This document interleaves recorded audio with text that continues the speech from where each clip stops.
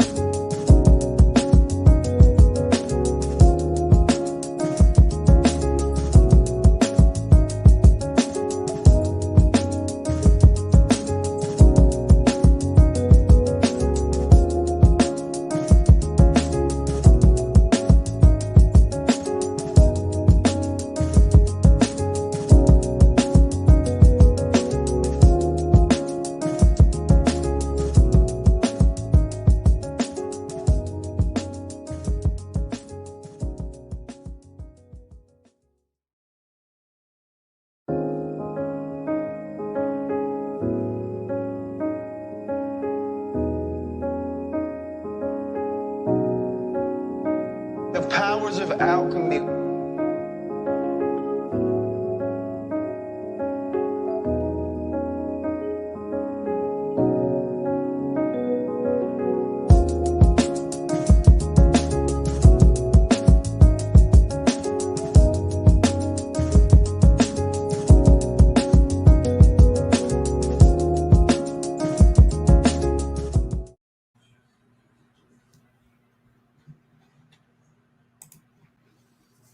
Hi, y'all. What's good, man? What's popping? What's going on out there? It's your man Frank coming to y'all live and direct with another edition of View from the Man Cave. So welcome. Welcome to View from the Man Cave, a place for honest, intellectual, and informative dialogue and discourse about all things related to masculinity and manhood, responsibility and respect, provision and protection. So let's talk about it. And don't forget to like, subscribe, and share. What's going on, y'all, man? It's your man Cave, man, representing for all the cool kids, for all the gifted, unlimited, and extravagant, and eloquent out there, man. I hope everybody's good. I hope everybody is having a good Tuesday.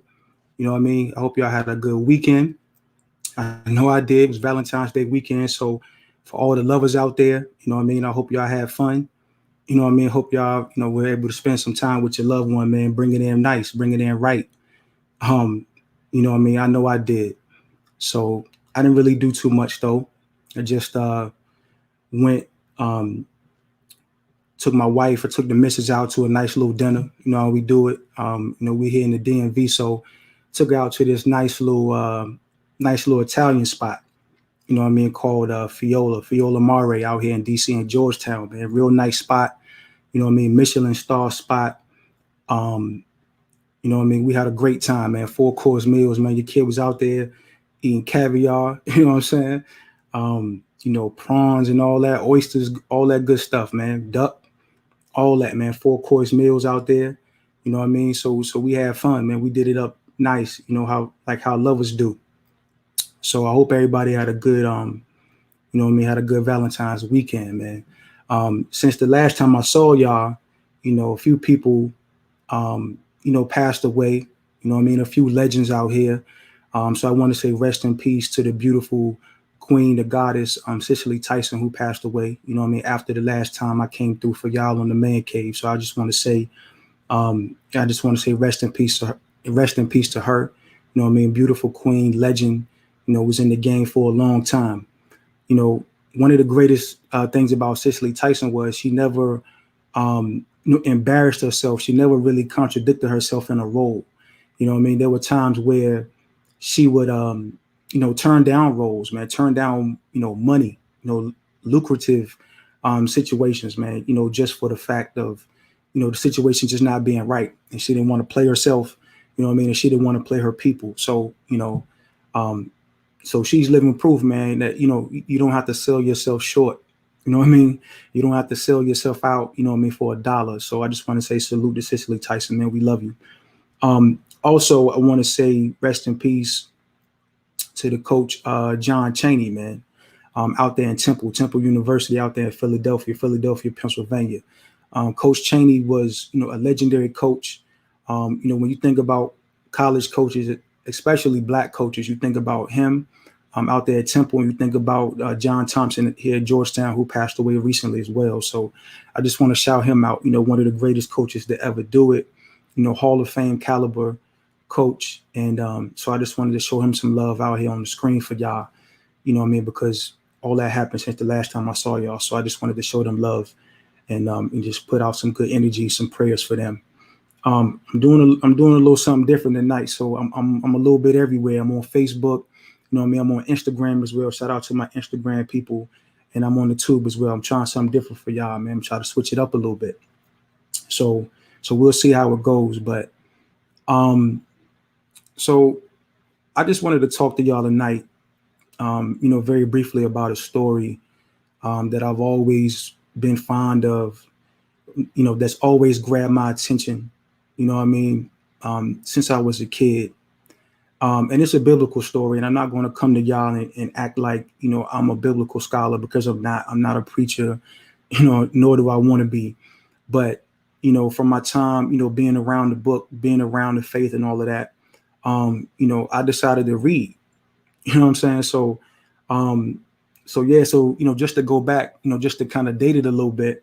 So I'm going to talk about this brother named Uriah in the Bible. I'm going to tell y'all a story about him, a very interesting story, very deep story, and then I'm going to tie it in to some things that I've experienced in my life, and I'm sure y'all have as well. And we're just going to chop it up and talk about it. But so I started, like most of us, man, going to church, when I was a kid. So my mom, she got in the church. She got saved around like 91, 92, I want to say. So we started going to church heavy. Me and my brother and my mom started going to church heavy around like 92.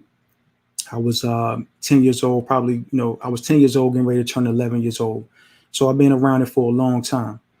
And so while I was in there, when I wasn't chasing girls or, fooling around with my brother and some of the homies, I started picking up the book, and I would read it, and it kind of stayed with me over the course of my life.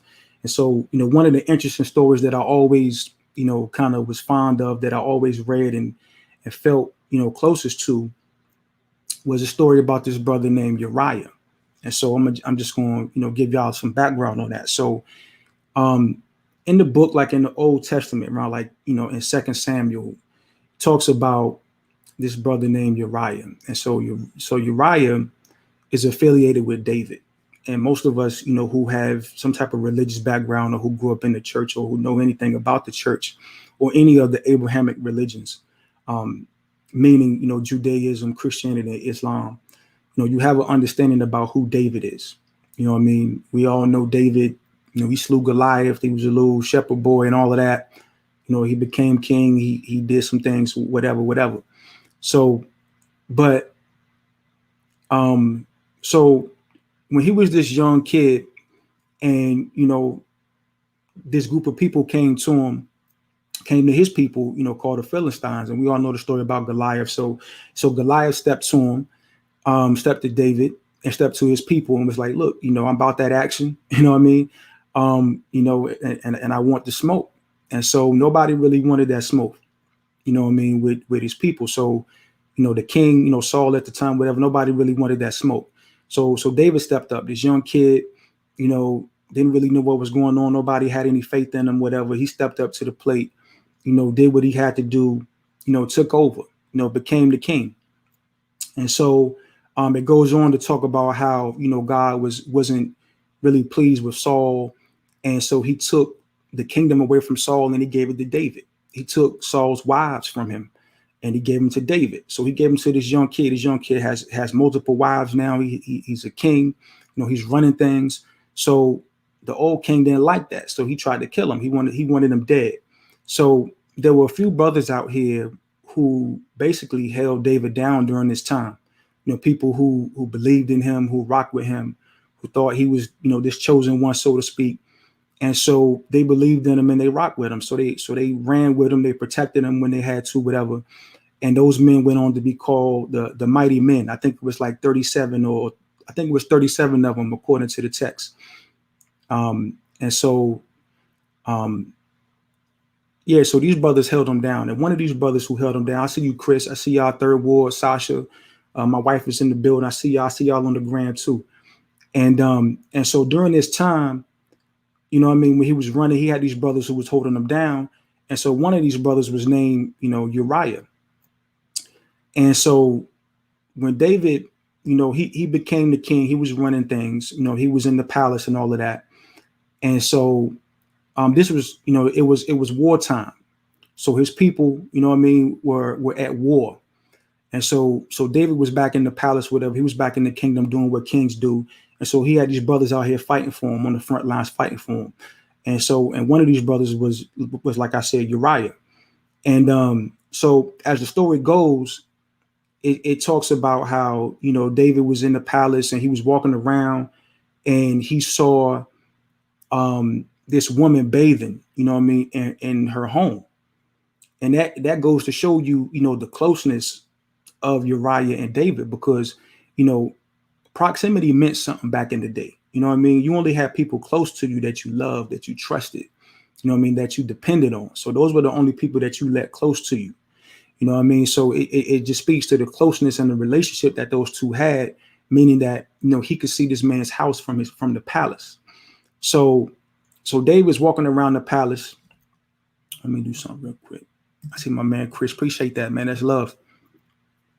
Thank you for that super chat. And so he's walking around the palace, right? And he sees this woman bathing, right? He sees this woman bathing in her, in her home, in her courtyard or whatever. She's bathing, and David, he falls for this woman. He's smitten. You know what I mean? He sees her. She's looking good. Everything's sitting tight and right. You know what I mean? He's aroused. He's excited. And so he falls for this woman. He's intrigued. He's enamored, by this woman. So he sends for her. And so he sends for this woman. And, he uses his power, his influence as the king to take this woman and to sleep with her. And so he knew before he found out about her, when he reached out to, his people to go send for her, he found out who she was. He found out that she was married, that she belonged to Uriah, one of his homies, one of his brothers, one of his mighty men, one of the people who held him down for years when he wasn't king, when he was this young shepherd boy running around, not knowing what to do. He found out who this man was, who this woman belonged to, you know what I mean? So he went out there and he still took this woman anyway. He took her, he used his power, his wealth, his influence, the fact that he was the king and all that. He took this woman and he slept with her, straight up or down. He slept with her, and then he got her pregnant. He got Bathsheba pregnant, according to the text. And so once David realized that, he got this woman knocked up and she don't belong to him, she belongs to one of his homies. You know what I'm saying? He sends for the brother. He sends for Uriah, according to the text in 2 Samuel. He sends for the brother. So Uriah is on the front lines. He's fighting a war. He's fighting David's war. He's fighting his people's war. He's on the front lines, risking his life every day. So David sends for him, through one of his generals. And so he brings Uriah back to the palace. And he's talking to Uriah and he tells him, he says, look, man, while you're here, I want you to sleep. I want you to go home and be with your wife, Bathsheba, because his plan was to have Uriah go home, make love to his wife. And then he would have Uriah think that the baby was his. You know what I mean? So I'm going to tell you, right, like, a lot of people don't really relate to these old texts. They don't really see the validity in them. And like I said, I'm not a religious person. I'm not going to come up here and preach to y'all. But this story always, is meant something to me a lot.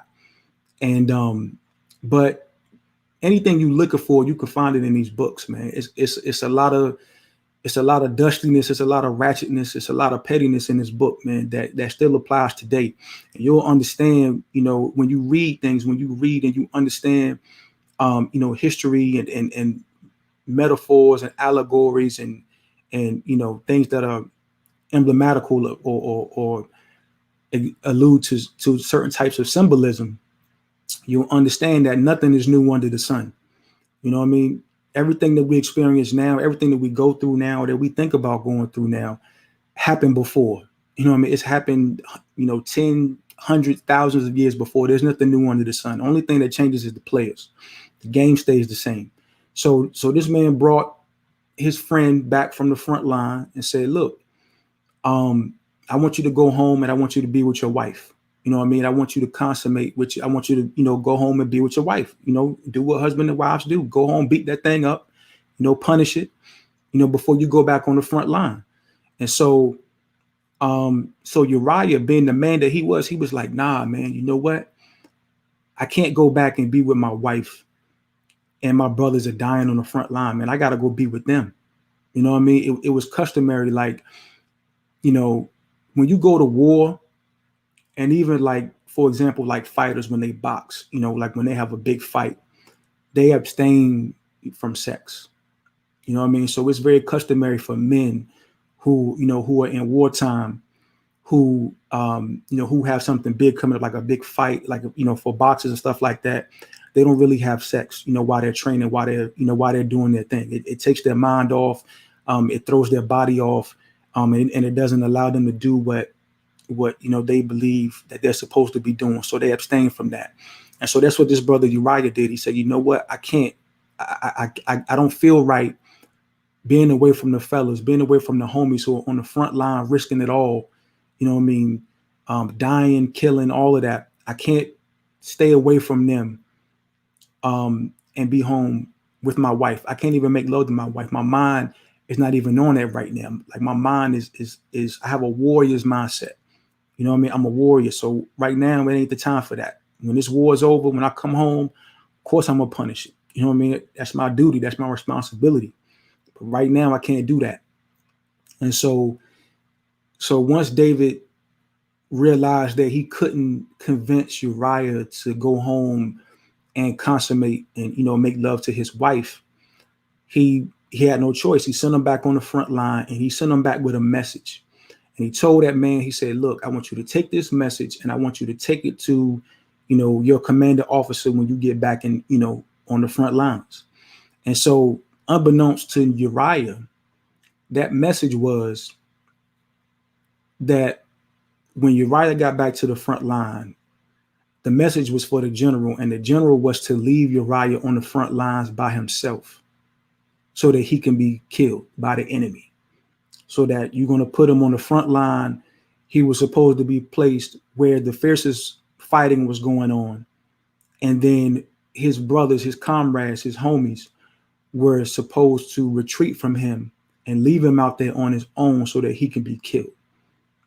And this came from his leader, his king, the man that he loved, the man that he held down, the man that he protected and defended, the man that he believed in, gave him a message to you know, that spoke of him being killed. You know what I mean? He had to take that message. I see you, Boog. What's popping? Shout out to my man C Boog on Instagram, man. I'm gonna see you next month for the summit. You know how we do it. Of course, I see my brother on the gram too.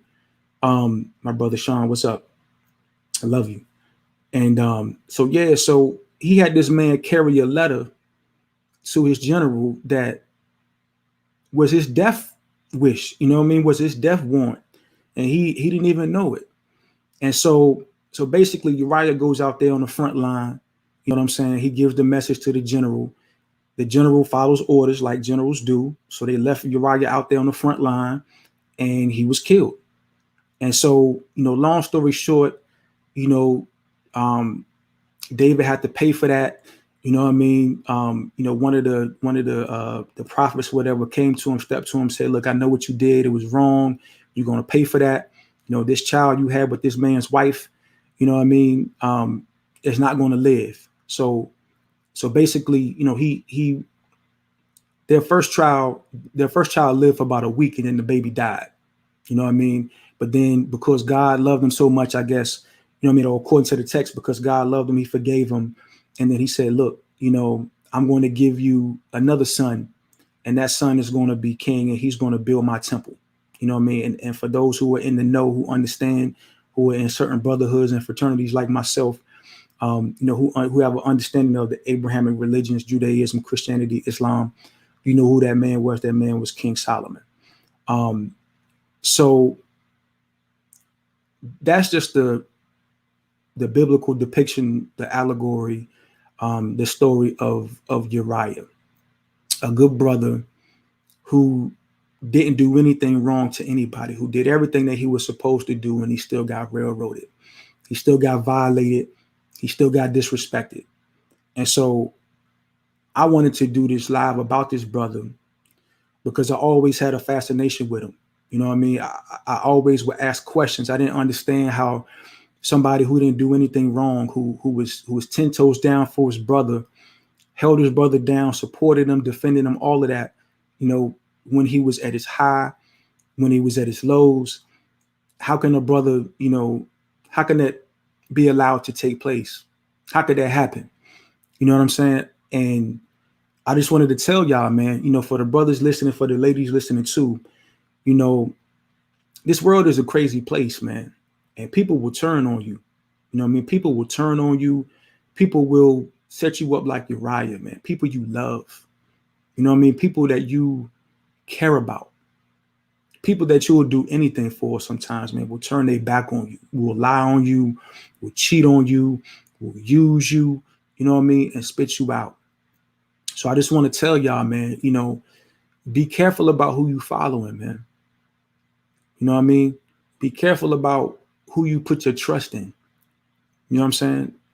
It's important, man, because sometimes the closest people to you will hurt you the most. You know what I mean? And I understand that a lot of us, we get involved in these movements and we get involved in these organizations and things like that because we want to be a part of something. You know what I mean? Or you realize that, hey, you made a lot of mistakes in your life. You could be a young lady out here who made a lot of mistakes, dealing with the wrong type of men. And then you figure things out and you say, okay, look, this person over here is saying some things, or these people over here are saying some things that I can rock with. Let me go line up with them. You know what I mean? Let me go follow them. Let me go, line up and be a part of something bigger than myself. You know what I mean? And there are a lot of brothers out here who do the same thing, who, we all grew up, for the most part, we all grew up in the hood, man. I did, my brother did. You know what I'm saying? We all did a lot of things that weren't righteous. And at the end of the day, you grew up and you learn the error of your ways and you say, you know what, I want to be different. And then you run into people that are saying certain things that intrigue you. You know what I mean? That, that get you tingling a little bit and say, wow, like, that's what I'm on right now. That's the energy that I'm on. And I need to be a part of that. You know what I mean? I need to line up with that, man. This fellowship of brothers, of sisters, whatever, of people who vibrating the way I'm vibrating. You know what I'm saying? And so you get lined up with these people, man. You get lined up with these organizations and these factions and all of that. And, and just be careful, man. Be careful with what you lining up with. You know what I'm saying? Because everybody don't go hard as you. You know what I mean? Over the course of my life, man, I pride myself on going hard. There's so many people that I held down, you know what I mean, that I gave money to, that I bailed out of jail, that I paid their rent, that, when they needed help, I was there for them. And some of those people played me like I was Uriah, man. They tried to kill me. They tried to put me on the front line and walk away from me, leave me out there naked and vulnerable to be crucified and to be killed. You know what I mean? Metaphorically, emotionally.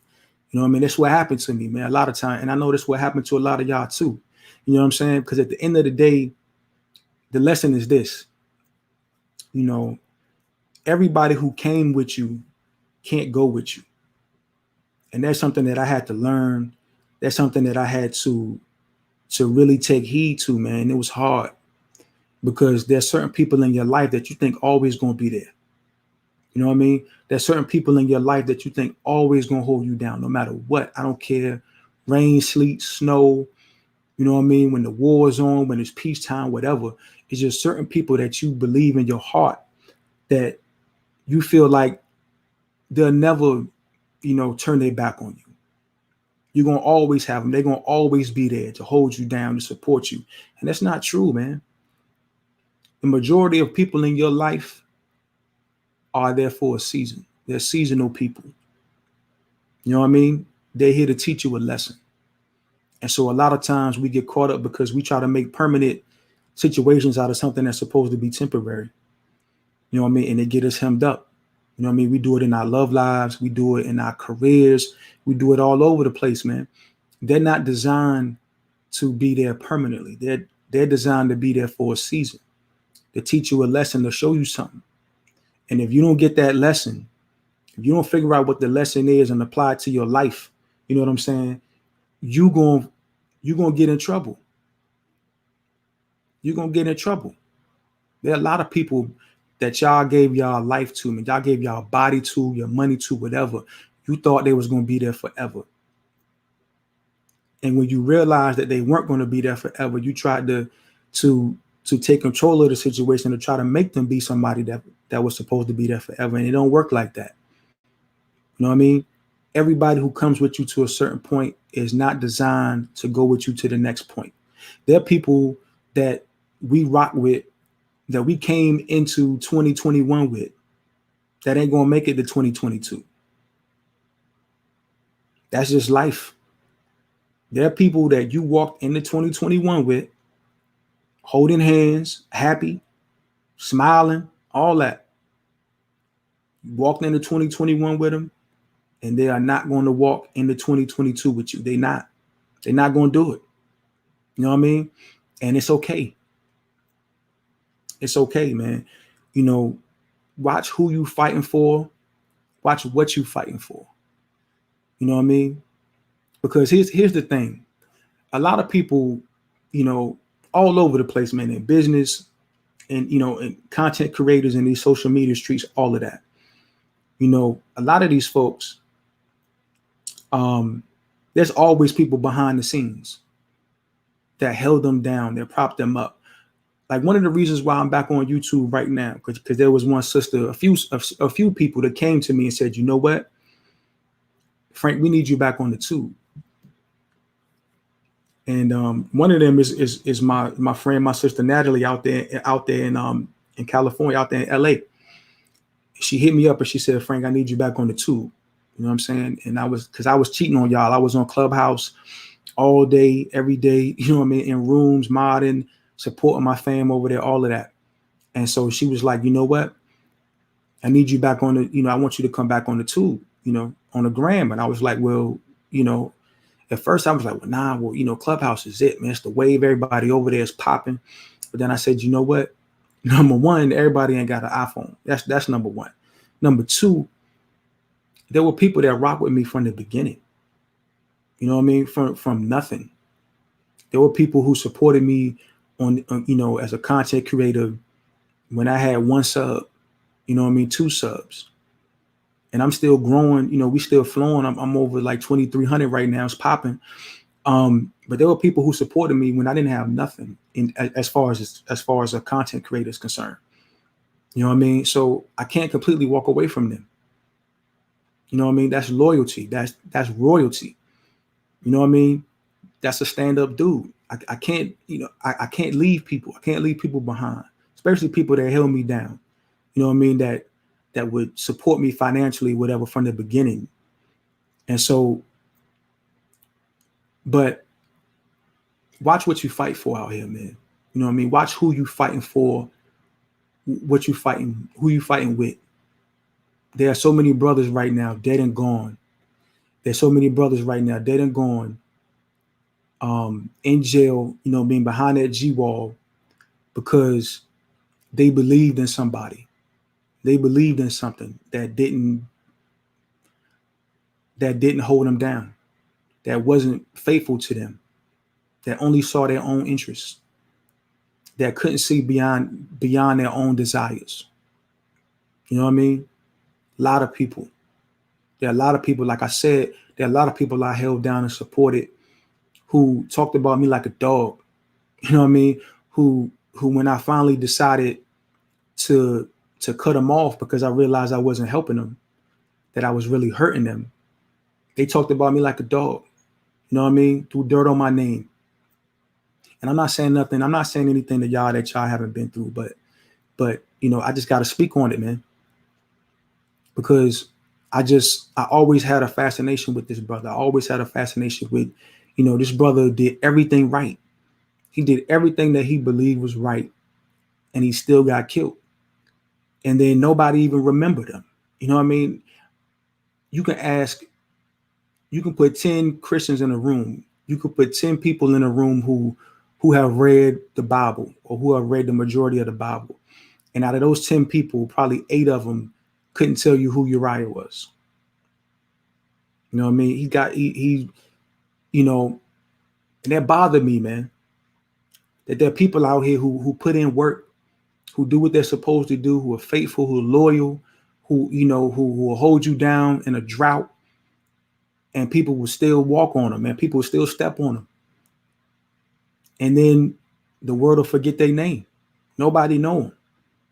You know, all we know is the superstar. We don't know the people behind the scenes who made that work, who ran up and was passing out, you know, CDs and setting up meetings and sacrificing and all of that. Most of the time when those brothers get put on and get made hot, you know, those people behind the scenes who helped put them on, who helped make them who they were supposed to be, those brothers get left behind. So I don't want y'all to be left behind, man. You know what I mean? I don't want y'all to be left behind. Because I mean, we've all felt like that. I mean, I got stories for days, man. Like just, going out of town, man, pulling up on people. You know what I mean? Giving them money. I can't count how much money I've given to certain people. You know what I mean? I can't count how many times I've had conversations with people and just poured into them. You know what I mean? Just let them know, look, I love you, man. I got you. You know what I mean? Things change, man. It's a little different now. I'm not the same Frank I'm not the same Frank that you knew. You know what I'm saying? I'm different now. I'm grown.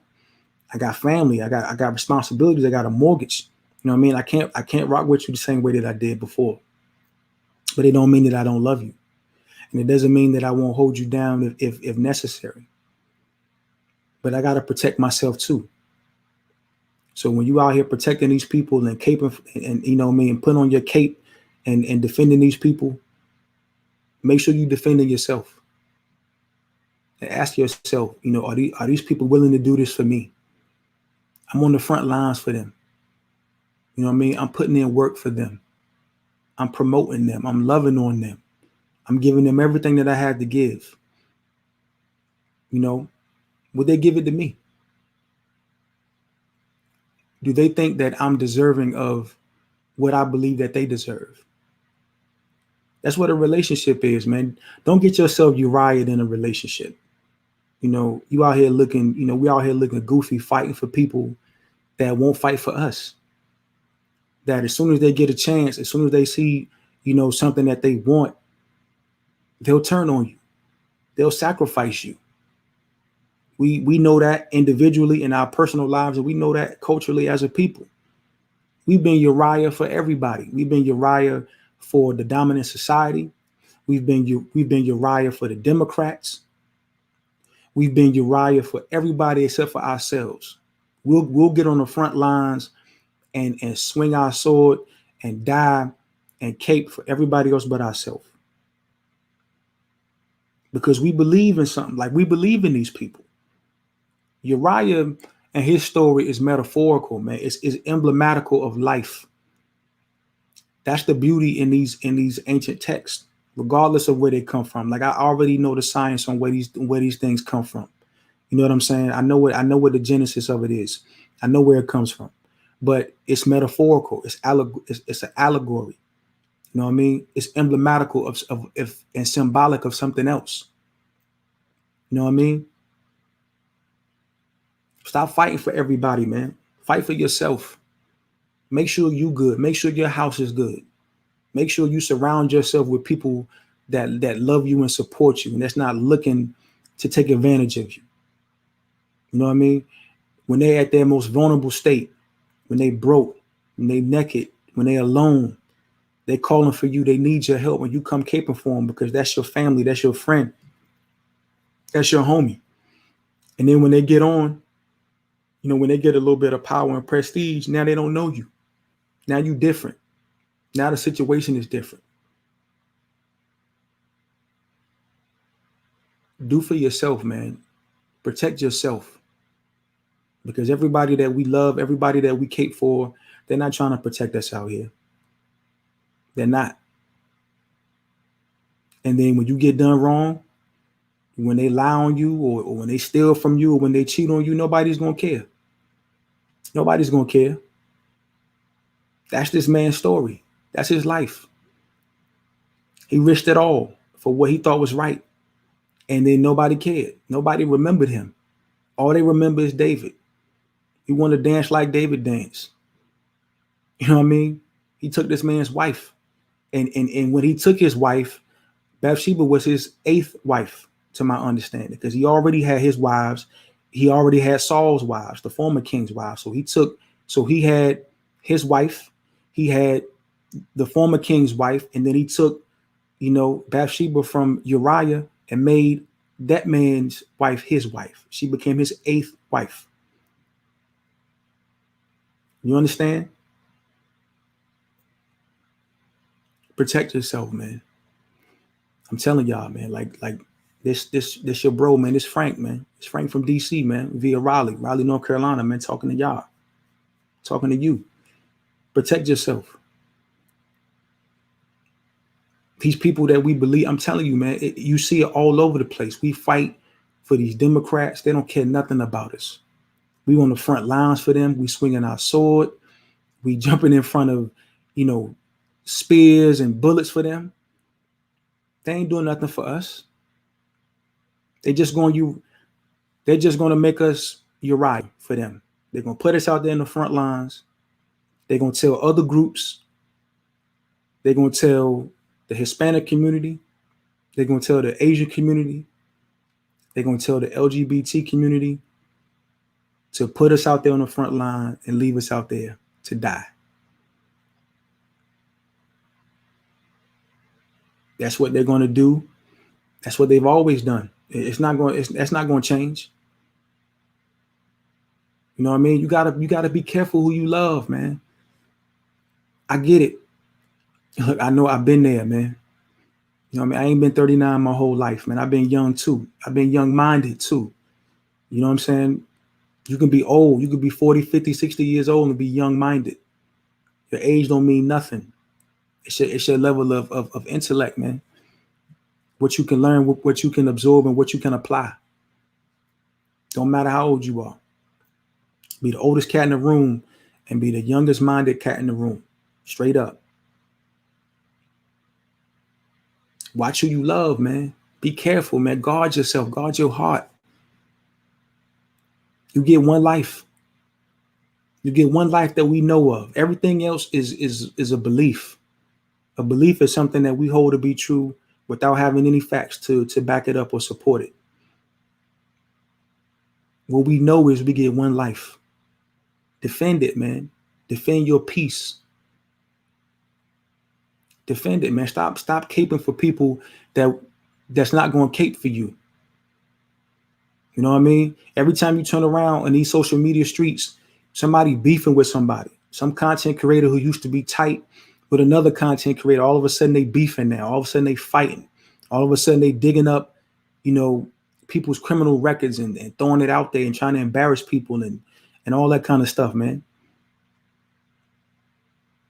You know what I mean? Watch who you caping for, man. Stop trying to force the issue. Stop trying to press the issue. A lot of times y'all brothers make these alliances because y'all feel like y'all can't make it on your own. So you feel like you got to line up with a content creator that got 50,000, 100,000, 500,000 subscribers, because you feel like, if you do that, it'll boost your fame up. You know what I mean? If you're affiliated with a certain group of people, that's going to, boost you up a little bit. And so you caping for these people, and you don't even know who these people are, for real. You ain't never seen them in person. You ain't never looked at them, face to face, looked in their eyes for real, shook their hand.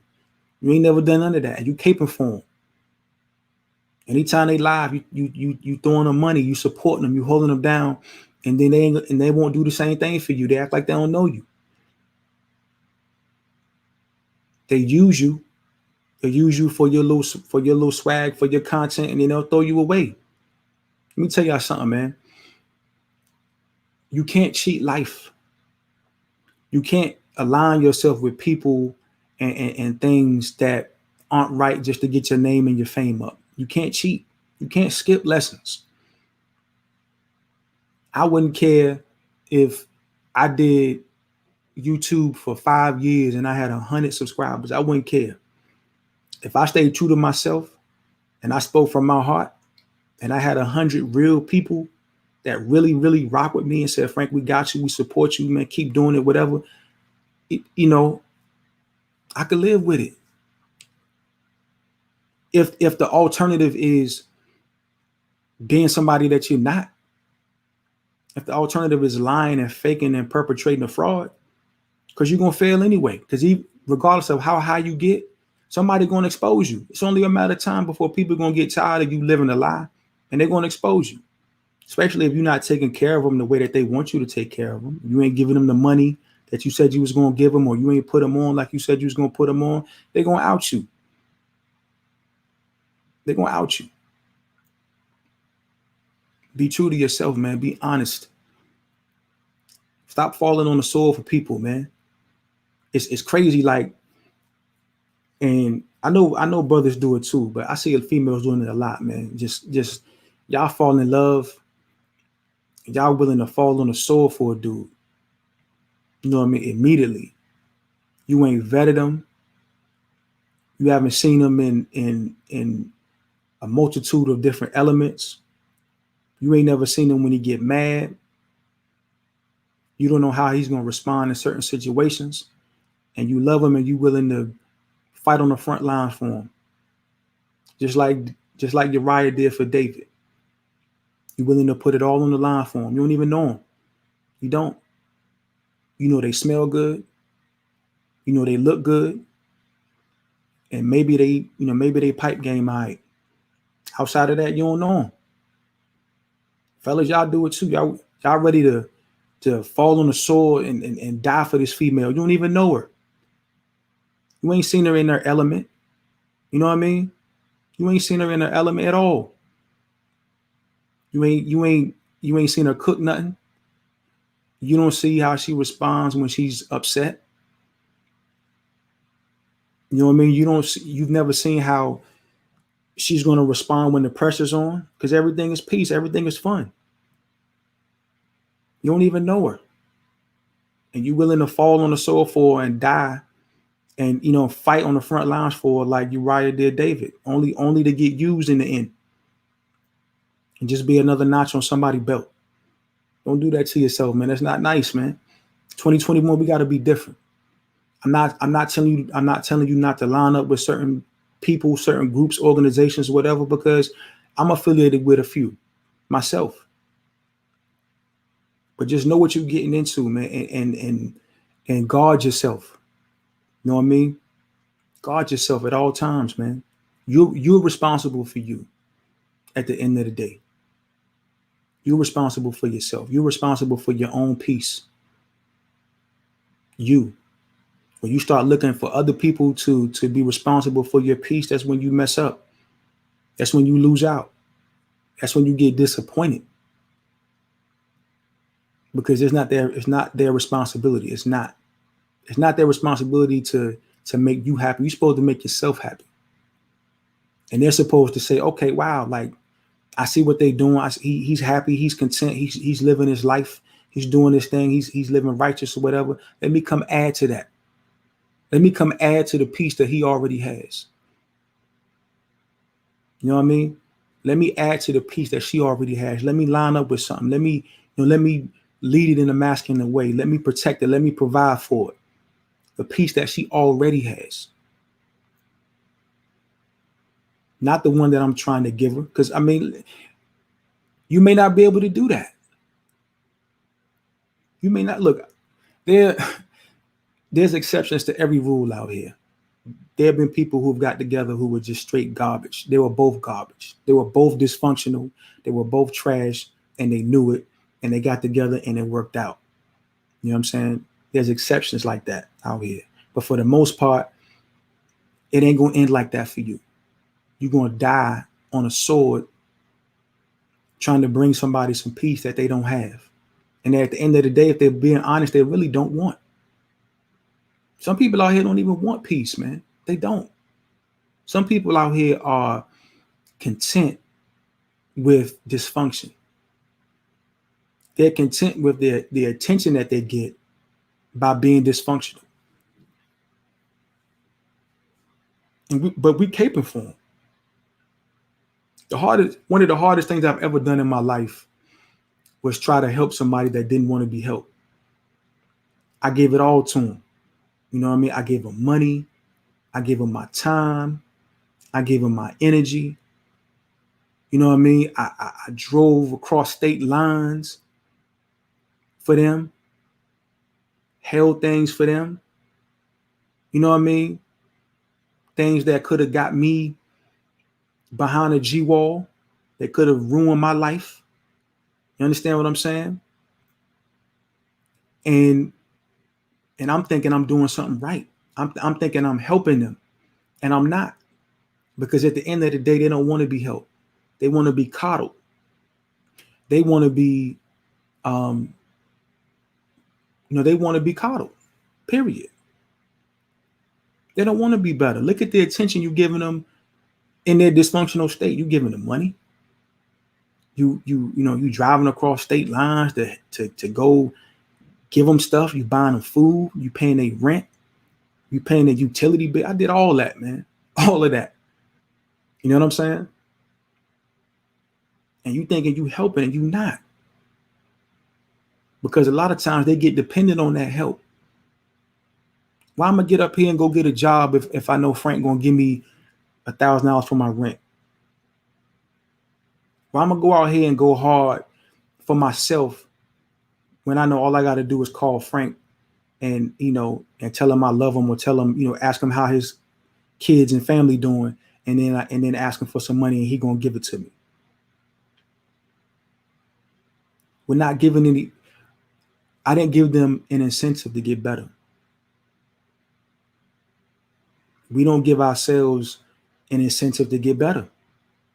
All these guys talk about these females who ratchet or whatever, and who are disrespecting themselves. Why would she have an incentive to get better if you in her DM? Why would she have an incentive to get better if you telling her how nice her body look and you trying to smash? Where's the incentive to get better? She's getting everything she want. She's getting attention. She's getting sex. She's getting a few dudes to trick off on her. Where's the incentive to change? Where's the incentive for that man to change, ladies? When you know that he's not the one, you know he's not going to be the one, you know he don't want to be the one, but you giving him everything that the one is supposed to get. You giving him your money, you giving him your body. You don't say no to nothing. Financially, sexually, nothing. You don't say no to nothing. And you giving him everything he don't deserve. What is his incentive to get better, to change, to be the guy that you think he's supposed to be? There's no incentive. There's no incentive. Sometimes you got to fight your own battles, and sometimes you got to fight for yourself. Because some of the people that we fight for, sometimes they ain't gonna fight for us at the end of the day. They not. I had people, when I would dish money out, it was like nobody cared about my situation. Nobody cared about how much my mortgage was, or what I was trying to save for my family, for my kids, for their college fund, or for vacation and stuff like that. Nobody cared. All they cared about was Frank got something that I want, and I want it from him. And I don't really care how much it's going to set him back. I don't care if it didn't. It didn't set me back. You know what I'm saying? But that's not the point. The point is, it didn't care. I see you, T. I see you, fan. What's up? On Black First for life. I see you there on the gram. They didn't care. A lot of people you caping for, a lot of people that come to y'all and ask y'all for stuff, they don't really care about your situation. They don't. All they care about is, look, you got something. Tony got something. Titus got something. Good Job got something. Y'all got something I want. And I want you to give it to me. And if you don't give it to me, you know what I mean? We ain't the same. You changed. You uppity now. You know what I mean? I see y'all out there on the gram. What's going on? Yeah. It's like that, man. Take care of yourself. That's the message of this. That's the message I'm trying to get across right now. Take care of yourself. Because ain't nobody else going to do it. You can't depend on nobody else to do it. That's what I had to start telling people that I used to give money to. I had to stop, because I was like, look, man, you got to take care of yourself. You got to start thinking long term, especially as a man. As a man, it's masculine to think long term. You got to think down the road, because you got people who depend on you. You got people who need you. So it's only right that you look down the road. I'm already looking 5-10 years down the road. I'm looking down the road, honestly, longer than that. I'm thinking about my grandbabies, man. My kids are 9 and 7. And I'm thinking about what moves I can make, what I can add to my portfolio, to be able to pass down to my grandchildren. My oldest child's not even 10 yet. That's how you got to think. That's how everybody else thinks. Every other group of people think like that. That's how we got to move. And so I said, look, down the road, long term, me giving you this money is not going to help you. It's hurting you. Because at the end of the day, this ain't going to last forever. This little ride you on, it's not going to last forever. One day I'm going to say, or whoever you're getting this money from is going to say, I can't do this no more. Or God forbid something happened to me. You know, I die or something, or whoever you've been leeching off of or depending on dies or something. Then what you going to do? You know, you got guys out here, you know, as old as I am, depending on their mom, depending on a woman, depending on somebody to hold them down and take care of them. And you got to take care of yourself. That's a foundational aspect and principle of manhood, being able to stand on your own. Yes, it's going to be hard. Yes, you might have to eat, you know what I mean, a bologna sandwich. Yeah, you might have to eat ramen, but you on your own. That's your house, that's your apartment, that's your car. You know what I mean? Do for yourself. Fight your own battles, man, and protect yourself. Especially in this day and time, unfortunately, because we don't, as Black people, we don't live by a code. We don't live by a culture. When you do the etymology of the word culture, it breaks down to care. Caring about yourself, caring about your family, caring about your people, caring about something that's greater than you. That's what a culture is. And we don't have that.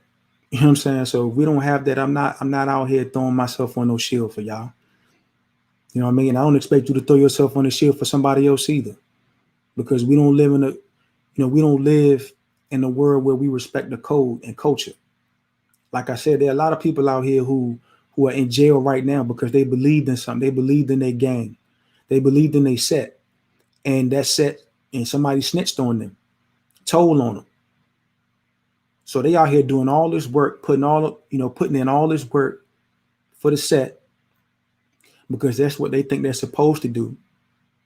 And then when somebody get caught, when the heat is on, they get ratted out. But for the same people that they were protecting. You young brothers out here, like look, man, this ain't scripted or nothing. This is game. This is life. This is just big homie to little homie. You know, brother to sister. Y'all out here in these streets, listen, man, I got stories for days. I remember one time I was like 11, 12 years old, and we were in the hood. You know, we were in Raleigh, out on the block. We were in Southgate at the time. We lived in Southgate on the south side. And we were all outside on the block. Me and my brother, you know, some of our homies or whatever, we were outside. And this dude rolled up that we knew that, you know, from the hood. And he was like, yo, like hop in, let's go for a ride. You know what I'm saying? So I'm thinking everybody else like, nah, like we good, you know, like we just gonna hang out on the block or whatever. You know, ain't nothing major. We just gonna park right here. So me being game goofy at the time, I was like, well, hell yeah, I want to go. It's hot. You know what I'm saying? It's summertime, it's hot out here. Yeah, I want to get in the whip and go ride around. Like maybe some females out here, whatever. I'm thinking like, I'm like 10 years old, 11 years old. I'm thinking about females and stuff. So I'm like, yeah, let me get in the car. It's hot. Summertime in the South, you know what I mean? It's humid out here. We sweating. I'm like, yeah, you know, let me ride around and, you know, put some air in my face. And so I get in the car. Now, we from the same block. We from the same neighborhood, the same set. And this dude, you know, I get in the car, we riding around. And so I'm looking around, looking out the window. I'm looking for some females or whatever to holler at. And I looked at him and I noticed something. And it didn't make, you know, it was weird. It didn't make sense. So we in the car riding around in the summertime. It's hot, it's baking hot. And this dude got on gloves, like black leather gloves. And I'm like, okay, it's the summertime, It's like 95 degrees. It's humid. We got on a short set. You know what I'm saying? This is short set season. And this cat is driving around with black leather gloves. And it just hit me like, he stole this car. Like, I'm thinking the whole time, I'm like, okay, look, I ain't never seen this dude with this whip. You know what I'm saying? I never seen this before in my life. I ain't never seen him in this car. He ain't never pulled up on us on the block and be like, look, let's go for a ride. All that's going through my head right now. But because I believed in certain things, I believed in principles, I felt like, he from the hood. We on the same team. I'm like, yeah, okay, I'm gonna hop in the car. So now I figured it out. Like, he just stole the car. You know what I'm saying? I'm like 10, 11 years old. I'm like, I don't even know what to, you know what I mean? So I pulled a Trey Styles, man. I was like, let me out. You know what I'm saying? It's like, Doe, let me out. You know what I'm saying? And so I guess he kind of figured out that, I found out what was going on. So I was like, I need to get out. And he was like, you want me to take you? So I was like, nah, man, I'm gonna get out right here. Like, I'm gonna walk. Matter of fact, like, I know somebody over there. I ain't know nobody over there. Like, we was like 3-4 miles out. I didn't care, especially back then, because we was kids. We used to walk everywhere. You know what I mean? But that situation could have ended horribly for me. I had no idea what he was going to do with that whip. I mean, we was from the hood, so I was around dudes that hustled and gave cats $150s and shootouts. And I was around cats who lived like that, like that really went on, and just like any other neighborhood, you know what I mean, in the hood, wherever you from. That's I don't care if you're from DC, Atlanta, New York, Boise, Idaho. It's a hood everywhere. You know what I'm saying? It's a hood everywhere. So I didn't know what he was going to do with that car. I didn't know if he was going, he might have been, running up on some cats from the other side that we had beef with, that our neighborhood was beefing with and was going to put in some work. He might have, was going to take it to a store, rob the store. I didn't know what he was going to do. You know what I mean? We could have got pulled over. Cops ran the plate, figured out the car stolen. I'm in jail. Now, everything that I'm doing right now is in jeopardy because I got a record. But I was caping for him. I was fighting for him. I was riding for him because I believed in him. I believed in my neighborhood. I believed in, being a stand-up dude. When the homie said he needs something, when the homie said come through, you supposed to come through. That's what I thought was right. But everybody don't think like that. That's why, man, like I said before, I'm not biblical at all. I ain't nobody's preacher. If you know me, you know what I'm saying? If you had a conversation with me, you know good and well, I ain't nobody's preacher, period. But growing up, I did read these stories, and that was the story that always kind of stuck out to me, was this story about Uriah and him risking it all, doing everything he was supposed to do and being murdered, being set up to be murdered by his friend, David. That man took his wife,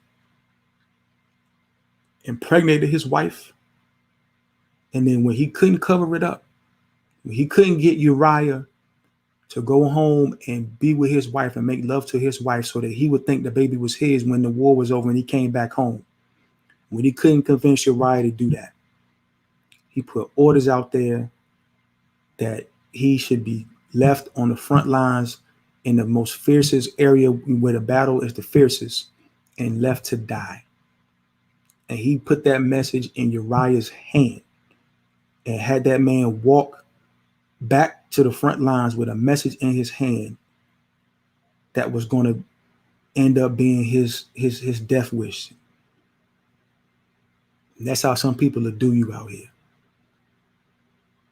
So be careful. Be careful who you fight with. Be careful who you fight for. Look out for yourself. Protect yourself. You are your greatest responsibility. If you don't take care of yourself, you can't take care of nobody else. If I don't take care of myself, I can't put myself in a position to take care of my family. I got to look out for me first. Looking out for me is looking out for my family. It's looking out for my people. Look out for yourself, man. I'm telling y'all, man. Y'all fall. Listen, read that book. You'll find some of the most. Y'all love these little black exploitation romance novels. We used to, when I was a kid, you know what I mean? I used to watch Red Shoe Diaries. I used to stay up late, faking like I was asleep. I used to watch Red Shoe Diaries. You know what I mean? Skinamax. And my mom would come in the room and I act like I was asleep and I'd be in the bed sweating. You know what I'm saying? Like, y'all think all that stuff is interesting, is cool. When you read that book, man, like I read that Bible, I read that story. You know what I'm saying? Changed my life, man. Made me think different. My sister Nicole is in here. Salute to my sister. A real one. You know what I mean? You're a lady out here trying to get your femininity game up. Holla at my sister, man. She's one of the reasons why I did this show too. Because a lot of ladies out here, you know, they want game. So they looking for people. They're looking for people to line up with that's going to give them some real game, that's going to help them. And then they get lined up with these, you know, femininity coaches and all of that, and they get Uriah out here. They get left on the front lines to die. And nobody remember their name. Like I said earlier, nobody remembers Uriah. One of the realest dudes in the whole book. Did nothing wrong. All he did was what he was supposed to do. All he did was hold his people down. I mean, he was a Hittite, but that's another story for another day. But he was rocking with David. He was rocking with them. So all he did was hold them down. All he did was fight. That was his job. That was what he was supposed to do. And somebody saw something that belonged to him, and it didn't matter. All that friend stuff, all that mighty men, all that you held me down when Saul was trying to kill me, all that went out the window when he saw that man wife naked. All that went out the window. So a lot of these people y'all caping for, when they want something from you, when they think they can extract something from you, all that friendship, all that love, all that I got you, all that I'm gonna hold you down, all that, you know, I'm with you to the end, all that's out the window.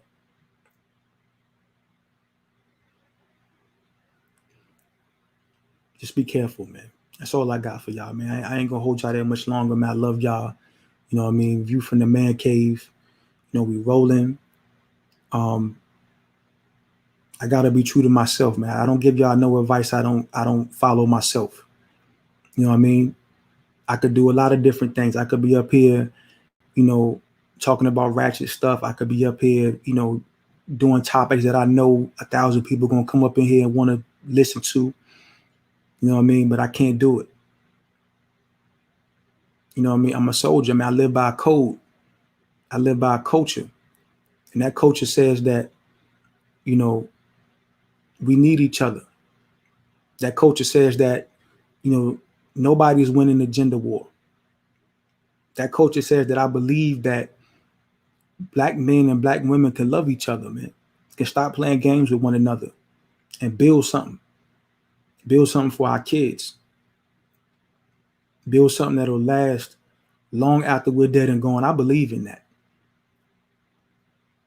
I believe in it. I don't care what social media say. I don't care what a lot of these rooms on ClubHouse say. I don't care what a lot of these content creators say. I don't care, man. As a man, I have no fear to say that we need women.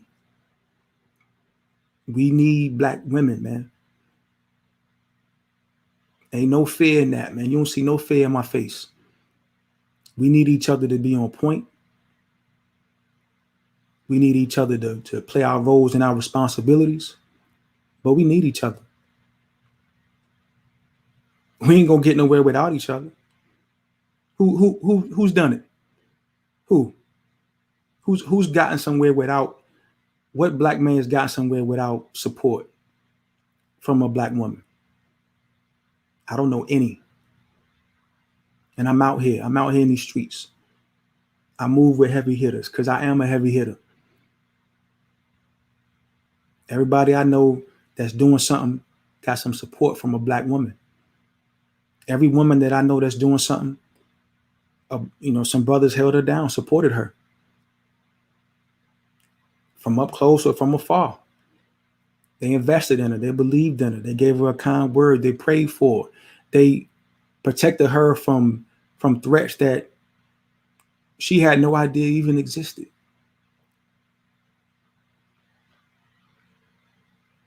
We need each other, man. We just got to figure out how. You know what I mean? We got all the looks. We got all the swagger. We got all the drip. We just need a strategy, though. We don't have the right strategy. You know what I mean? So we got to be better, man. We got to stop playing games. You know what I mean? We got to be righteous, man. We got to start doing this stuff right. Because ain't nobody, the only people who suffer is us and these children we making.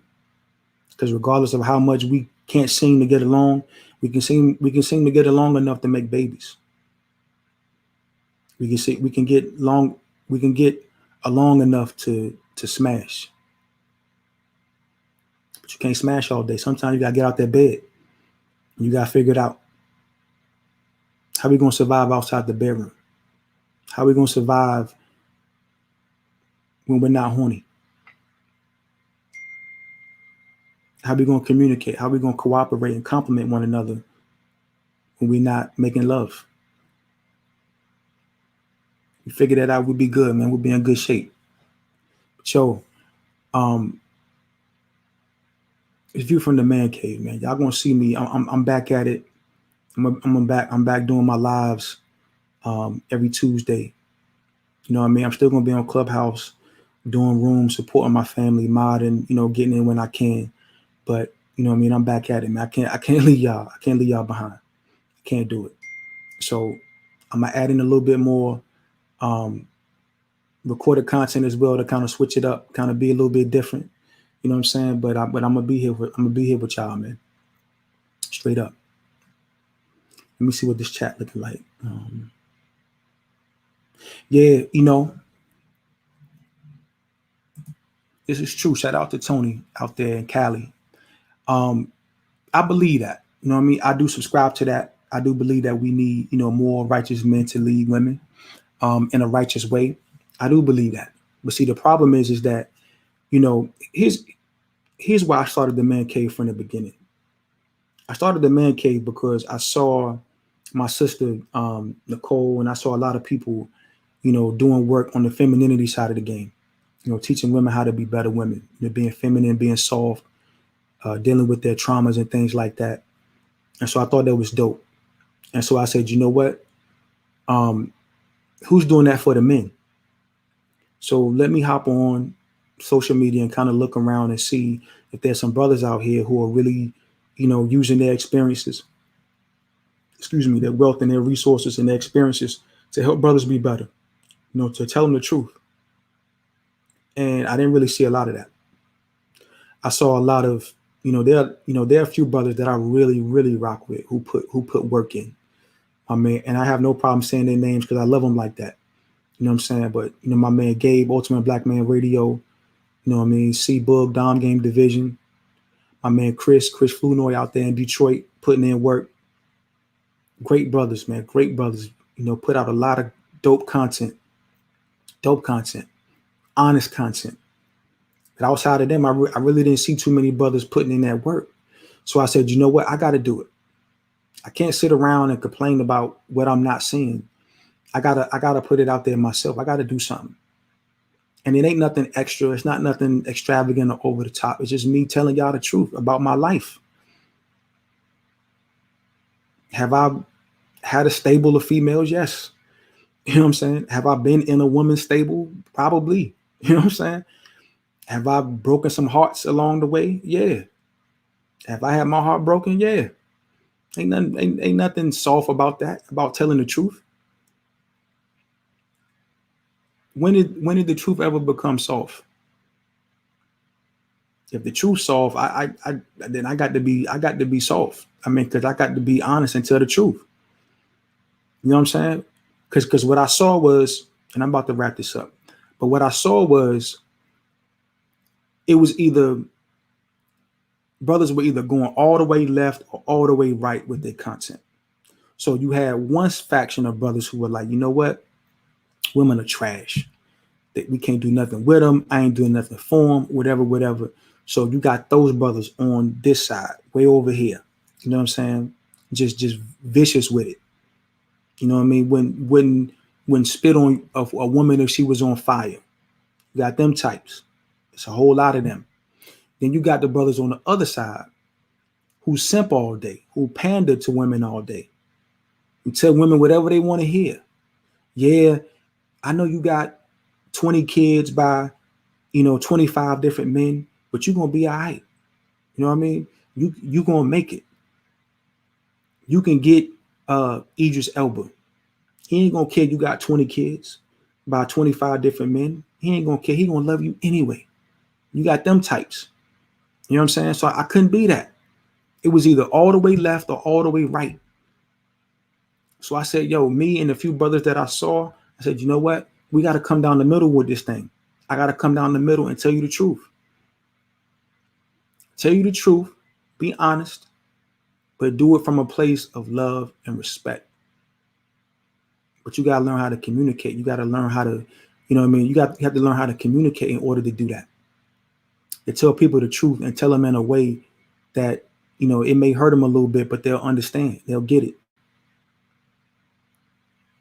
So that's why I started this thing, man. And if God willing, you know what I mean, we're going to keep it going. But yo, do this real quick. So yeah, y'all know what it is, man. Y'all like, subscribe, and share. Do things y'all already been doing, man. I love y'all, man. I'm very grateful and thankful for the support. You know what I mean? If you want to support the channel, financially, you can do that. I am monetized now, like, some of y'all have seen. Shout out to Chris and Nicole for coming through with the super chats. I appreciate that. I love y'all for that. But if you want to support the channel, you can do so via the super chat, or you can do it via PayPal or Cash App. I'm on Cash App, $ViewFromManCave. I'm on PayPal as well, paypal.me/ViewFromManCave. If you want to reach out to me, if you want to, just kind of send me an email, let me know what's good. If you want to, book a consultation or something, I will do that. I do that. If there's something that's going on that, you want to talk about kind of offline, man to man, man to woman, you know what I mean? We can do that too. You can email me about that. You know what I mean? All the information that you provide is going to be kept. I have you sign we'll sign an agreement, confidentiality. Nobody's going to put your stuff out there, but that's not my intent. My intent is to give what's been given to me. So if you need something, you want to email me, ask me a question, you got something on your mind, you want to chop it up a little bit about it, rap on it a taste, you can do that.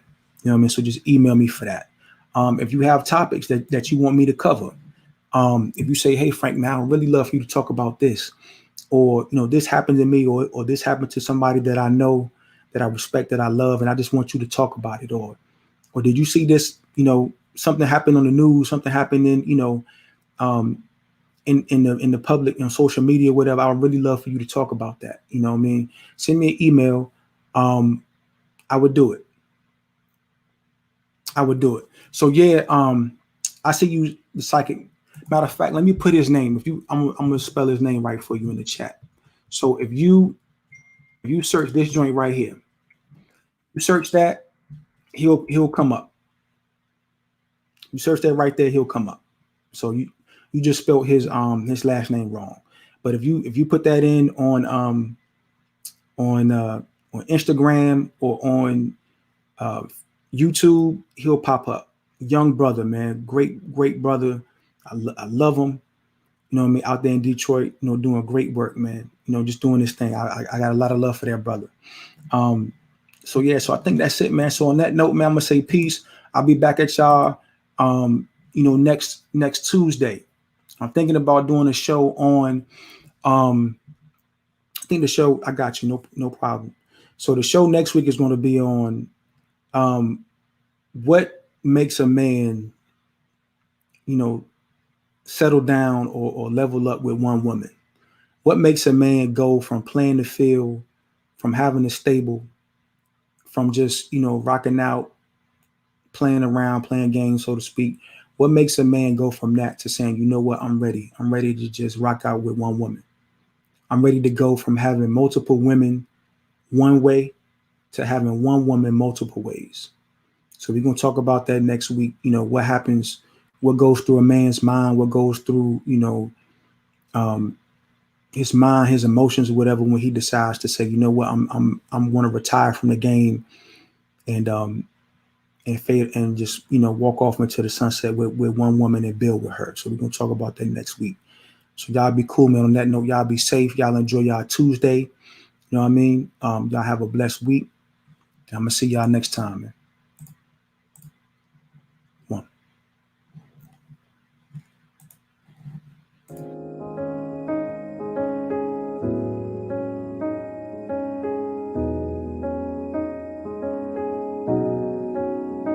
The powers of alchemy.